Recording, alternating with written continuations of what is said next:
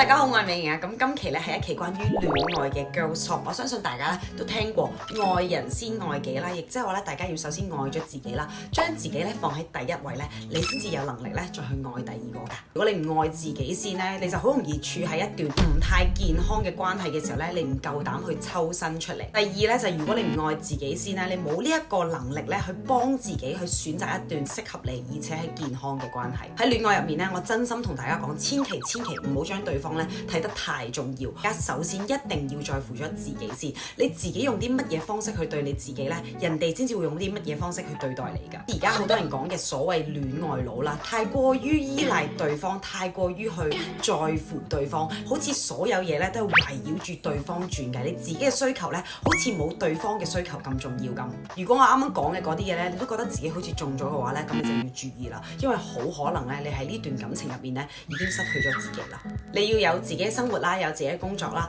你嘅世界咧唔可以淨係圍住佢一個人轉㗎。同樣地，你個男朋友亦都唔應該淨係圍住女朋友轉嘅。好似我咁啦，就算我而家拍咗拖咁啦，我都一樣咧係要同朋友玩嘅時候咧就同朋友玩啦，應該忙要工作嘅時候咧我就會去工作啦。咁女仔咧千祈咧唔可以因為愛情咧任何嘢咧都唔再理㗎。同埋我自己一個人咧係好深信咧，兩個人可以維持一段長關係落去咧係要互相崇拜㗎。亦即係話，當你男朋友不斷喺事業上啊或者佢嘅生活上面有進步嘅時候，你會覺得啊，我好崇拜呢一個人啊，所以你想一直留喺佢身邊。女仔同樣亦都係㗎。好似我自己咁啦，我而家為咗工作啦，咁就喺杭州同埋香港兩邊跑啦。我每個月咧都要花好長嘅一段時間過嚟㗎。咁但係我從來都唔會覺得我會因為長時間見唔到我男朋友咧，我就唔嚟杭州啦。因為我知道我要為我團隊負責啦，為我工作負責啦，亦都係為咗我自己負責㗎。每一日咧都要去選品啦，再試衫啦。哇！試衫已經試到個頭咧就嚟出煙啊！然之後再要去了解呢個牌子好定係唔好啦，再去同大家傾個價錢啦。咁我自己咧都已經忙到咧就嚟癲咗啦。其實我冇咁多時間咧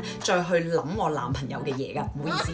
但係同時咧，我男朋友咧都非常之理解我而家係處於一個事業衝刺嘅階段啦，所以咧佢自己咧都會主動飛過嚟睇我直播，亦都因為生活上嘅呢啲細節咧，令我理解到咧我同佢而家係處於一個非常之健康嘅戀愛關係。因為好嘅戀愛關係咧係兩個人咧互相支持，互相想為對方咧變得越嚟越好㗎。其實我遇到阿 Loon 之前啦，我有過一段好短啦又好唔健康嘅關係嘅，令我明白到啦，任何唔健康嘅關係咧，真係一秒都唔可以留㗎，因為你會覺得呢個世界係黑暗㗎，同埋咧你會好懷疑自己嘅。即係我係一向都好自信啊，好開心嘅人咧，我都可以因為嗰段關係咧，搞到成個人咧好似跌落咗低谷咁㗎。如果大家有興趣聽我講嗰段唔健康嘅關係咧，作為一個反面教材嘅話咧，大家可以評論區同我講，我都可以同大家分享下嘅。咁我自己咧就真係覺得啦，如果因為戀愛咧冇咗自己嘅思想、生活同埋工作咧，大錯特錯㗎。而且我身為一個過來人咧，我想同你哋講咧係真係㗎，啱嘅人咧佢哋會喺正確嘅道路上面咧等你同埋支持你㗎。